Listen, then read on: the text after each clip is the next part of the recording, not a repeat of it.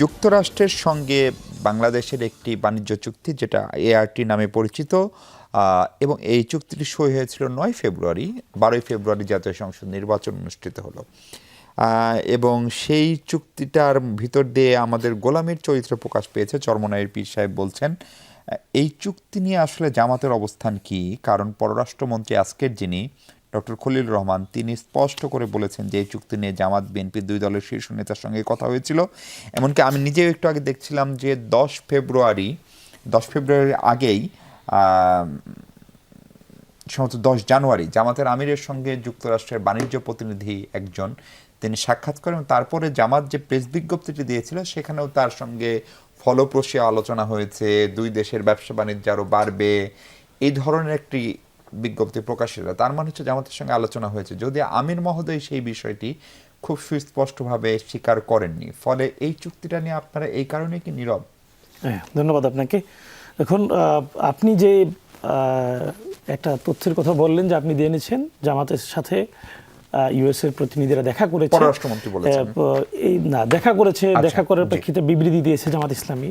এটা প্রমাণ করে না যে জামাত ইসলামের সাথে এই চুক্তি নিয়ে আলোচনা হয়েছে। এটা কোনোভাবেই প্রমাণ করে না, কারণ এই কথা ওই বিবৃতিতে ছিল না যে সুনির্দিষ্ট চুক্তি নিয়ে তাদের সাথে কথা হয়েছে। এটা আমার কাছে মনে হয় না যে ইউএস এম্বাসি থেকেও কোনো এখন পর্যন্ত ডাটা দেওয়া হয়েছে যে আমাদের সাথে কথা হয়েছে, বা জামাতের সাথে পক্ষ থেকে ওই কথা বলা হয়নি যে ইউএস এর সাথে বা ইউএস এম্বাসির কোনো প্রতিনিধির সাথে তাদের সাথে কথা হয়েছে। সুতরাং এটা কোনো যৌক্তিকতা নেই যে জামাতের সাথে এটা নিয়ে আগে কথা হয়েছে। দ্বিতীয়ত আমি বলবো যে আপনি যে প্রশ্ন তুলেছেন যে জামাত ইসলামী চুপ কি না, দেখুন সংসদে স্পষ্ট করে এটা নিয়ে আলাদা নোটিশ দেওয়া হয়েছে এবং সেই বিষয়ে আলোচনার জন্য মাননীয় স্পিকারের কাছে আবেদন করা হয়েছে। এই আবেদনের আমরা ব্যর্থ হওয়ার পর আমাদের মানে বিরোধী ১১ দলের সাথে যারা আছেন বিরোধী দলের সদস্য হাসনাত আবদুল্লাহ সকল বিধির বাইরে হাত তুলেছে। হাত তুলে তাকে সুযোগ দেওয়া হয়েছিল, কথা বলার পরে থামিয়ে দেওয়া হয়েছে। তিনি যখন বক্তব্য দিয়েছেন এই বক্তব্যে তখন আবার একই প্রসঙ্গ উত্থাপন করেছে যে এই ধরনের চুক্তি ছিল, এই চুক্তি আপনি যে বলেছেন যে আমরা নীরব রয়েছি, আপনার এই কথার উত্তর দিচ্ছি, আমরা নীরব রয়েছি এটা আসলে সত্য নয়। আমরা আমাদের জায়গা থেকে সংসদে কথা বলার চেষ্টা করেছি। দ্বিতীয় হলো মানে এই চুক্তি আসলে এইভাবে বিএনপির সাথে বলেন আলোচনা করে হয়ে গেল কিভাবে, এটা কিন্তু একবারে স্পষ্ট করেছেন স্বরাষ্ট্রমন্ত্রী মহোদয়।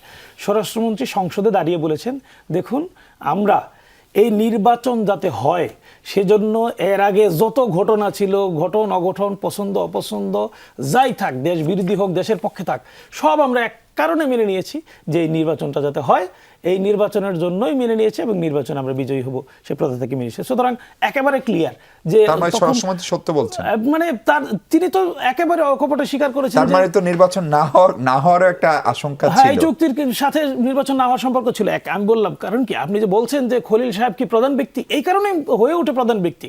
দ্বিতীয় দেখুন যিনি এই চুক্তি করেছেন তাকে কিন্তু বর্তমান সরকার পুরস্কৃত করেছে, পররাষ্ট্র উপদেষ্টা করেছে। সুতরাং বোঝাই যায় এই চুক্তি পররাষ্ট্র উপদেষ্টা থেকে তত্ত্বাবধায়ক জাতীয় নিরাপত্তা উপদেষ্টা ছিল, এখন পররাষ্ট্রমন্ত্রী হয়েছেন তিনি।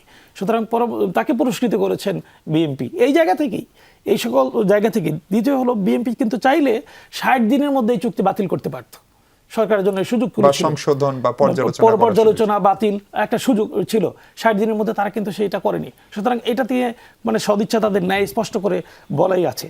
এই চুক্তিতে শেল এবং উইলের যে ব্যবহার এটা নিয়ে মানে মূলত কথাটা আর কি ইচ্ছা অনিচ্ছার জায়গাটাতে এইগুলো কিন্তু খুব ইজিলি চেঞ্জ করতে পারতো এই ৬০ দিনের মধ্যে। যে জায়গায় পারতো না বলে পারতাম কেন বলেন না, মানে আপনারাও তো সরকারের বা সংসদের আমরা পারতাম এবং আমরা চেষ্টা করেছি, এই কথাটা আমি আগে বলেছি এবং সেটা পারেননি শেষ পর্যন্ত। হ্যাঁ, সেটা আমরা পারিনি। জি।